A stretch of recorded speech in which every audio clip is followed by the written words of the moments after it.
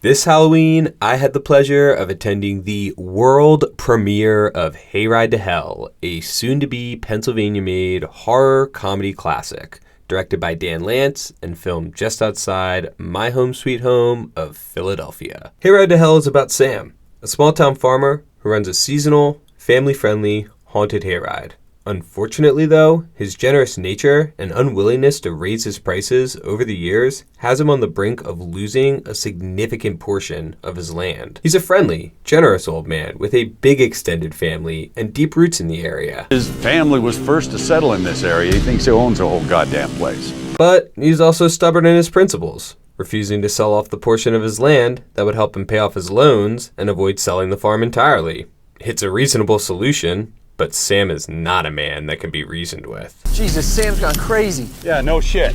Although a popular local tradition, Sam's hayride is seen as a nuisance to his local government officials and his neighbors. And to make things worse, he's on the wrong side of the local sheriff due to a long-standing rivalry between them. One fateful evening, Sam's out patrolling the farm during the hayride when he comes across a couple teenagers trespassing on his land. He begins to chase them off by firing at them with his shotgun when the sheriff, Jubal, and his deputy arrive on the scene, leading to a tense standoff that ultimately results in Sam going to the hospital. With Sam fresh out of the hospital, the local government see it as a perfect opportunity to shut down his hayride for good. They'll allow him to finish out the season, but after that, the hayride's finished. So Sam devises a scheme to save his farm and revive the hayride while getting revenge on the people conspiring against him. So, Sam invites the 3 government representatives who have been harassing him, his 2 annoying neighbors, and Sheriff Jubal, along with his deputy, to the most horrifying hayride of their lives. Sam explains that he's overhauled the attraction, making it scarier and more exciting, in the hopes that this will increase his customer base. And then, profit. For 3, profit. Oh, I get it. Sam wagers them that if he can scare them on the hayride, they have to let him keep it. And they agree, because they still plan to shut him down regardless of how scary it is or what changes he's made to it. I dare you to take the hayride to hell. Farmer Sam is a man who's been pushed to his limits, and as the hayride to hell commences, you begin to wonder, is he really going to commit these horrific acts against these individuals who have wronged him? Or is it all just an elaborate show being put on for fun? Hayride to Hell is an excellent vehicle. Get it?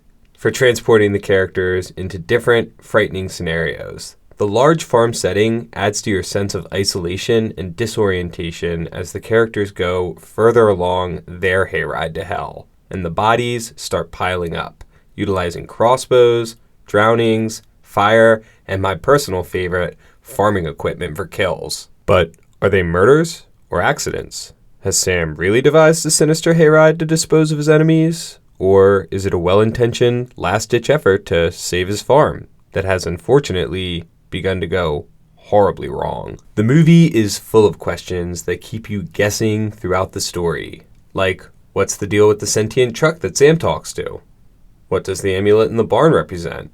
Who's Frankenfarmer, and what does he want? Hayride to Hell is a novel concept as far as horror movies go. Setting the story on a large farm creates an interesting environment that's labyrinthian and allows the movie the freedom to play with a whole bunch of different horror set pieces. Sure, Hayride to Hell has the same limitations a lot of independent movies have. The cast has a wide range of talent, for better or worse. The script could have probably used a few more drafts, and most likely it needs just a little more time in editing to tighten the whole thing up.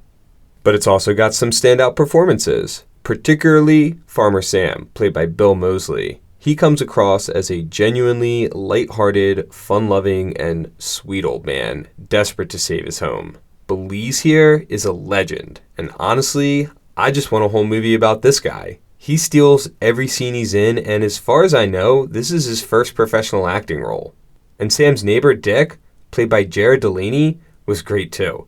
He had me laughing a few times, and Dick even gets a satisfying little character arc that I really enjoyed. Hayride to Hell is a fun movie that doesn't take itself too seriously and delivers on plenty of gore with the use of creative set pieces and practical effects. There's no preachy messages or studio influence, just campy horror.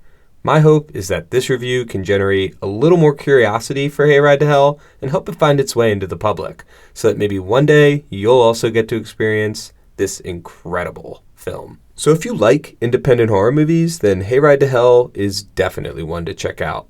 It's unlike anything I had ever seen before, and we may never see one quite like it again. It's made with integrity, passion, and a lot of heart, which might not sound like much on the surface, but these days, as far as I'm concerned, those are three qualities missing from the majority of modern movies.